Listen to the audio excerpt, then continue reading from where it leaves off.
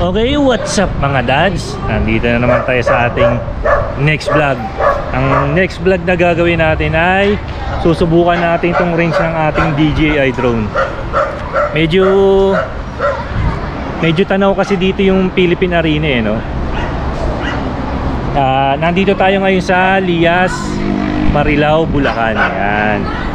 Titingnan lang natin kung talaga matibay itong DJI drone na to.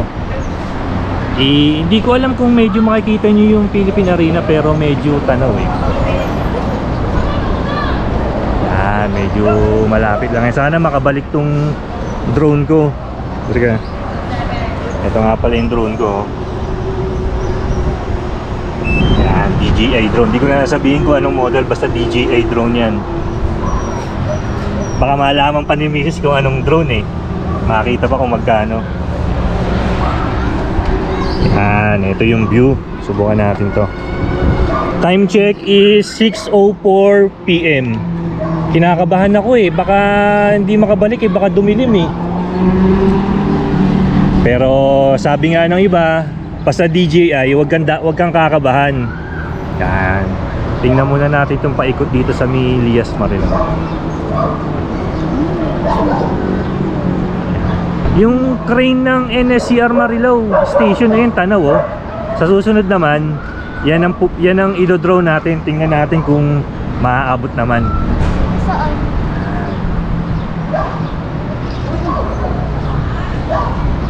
Okay, tingnan nga natin yung view ng drone. Itataas ko lang muna.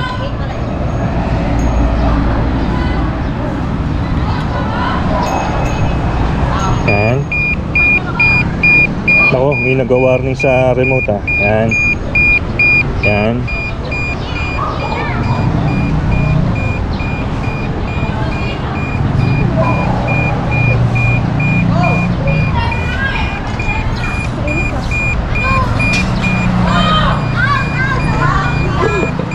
Okay mga dads, tara, tingnan natin. Palipad na tayo. Yan. Okay mga dads, nag-take off na tayo. Yan, makikita yun sa may gawing kanan dyan. Yan ang NLEX. Tapos tapat namin, kung nadadaan kayo dyan pa north, meron dyang Petron Marilao. Yan, tapat lang namin yan. Kung pwede nga na tumawid eh, araw-araw na kami nandyan. Okay, makikita nyo naman sa screen nyo sa may upper left. Yan ang map ng ating drone. Ayun o, nasisipat na natin ng Philippine Arena. Maabot kaya natin to? Ang nag-time check tayo dyan, alas 6 na, pero kita mo liwanag pa din eh oh.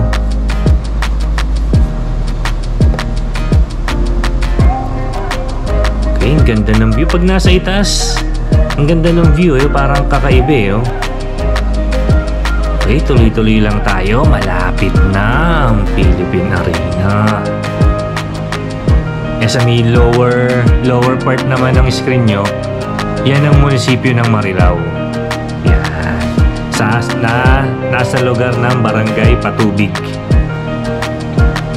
Okay, sa kasalukuyan, nandito na tayo sa Barangay Patubig, yung drone natin.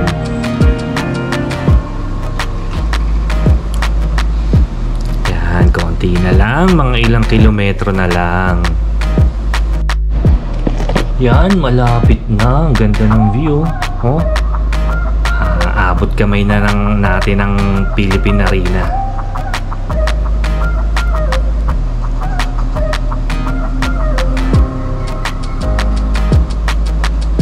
Konti na lang, maabot ka.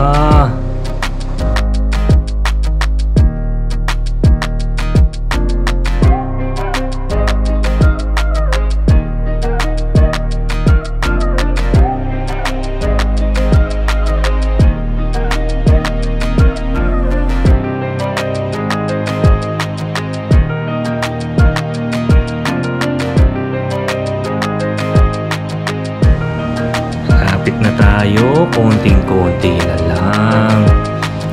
Kaso nagkaroon ng problema dito eh.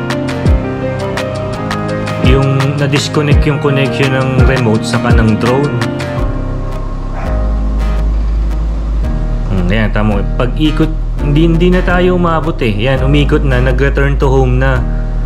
Kasi magmamatic yan eh. Kunyari na-disconnect yung drone mo sa remote, mag-automatic yan mag-return to home. Kung saan mo pinalipad, doon din siya bababa. Yan, kung makikita nyo merong letter H doon sa map, sa may upper left, ibig sabihin yan yung nakaset na home point in case na malalobat na or ma-disconnect. Yun na nga yung nangyari sa atin. Doon siya babalik ngayon kung saan yung home point. Yan, diba? High-tech na high-tech talaga to. Kaya yung mga ganitong drone,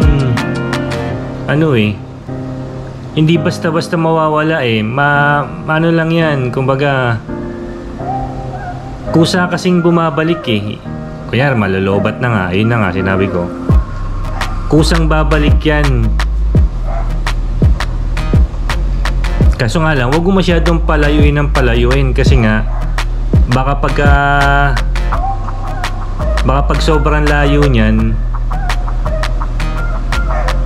hindi na makabalik. Baka maubusan na ng battery. Ang inabot ng drone natin is 2,100 meters. Parang 2.1 kilometers lang. Hindi natin naabot yung Philippine Arena.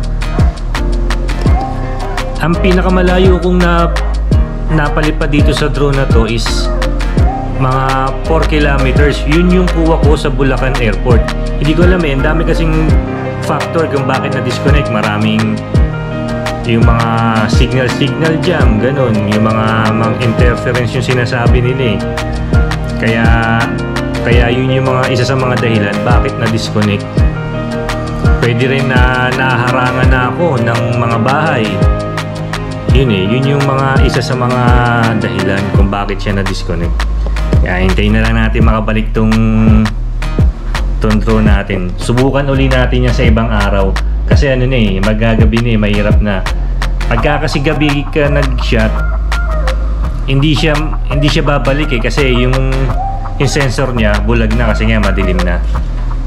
Yan, okay, tatawid na tayo ng NLEX yan. Nakikita nyo yung Petron Marilao. Malapit lang kami dyan, tapat na tapat lang. Pagka nandyan kayo, sabihan nyo lang ako, message nyo lang ako, ito drone ko. Yan, salamat sa inyo. Sa mga hindi pa nakasubscribe sa akin, sa mga bago lang sa channel, pakisubscribe naman yung subscribe button dyan sa may bandang ibaba at paklik na rin ang notification bell para maging updated ka sa mga susunod nating palipad.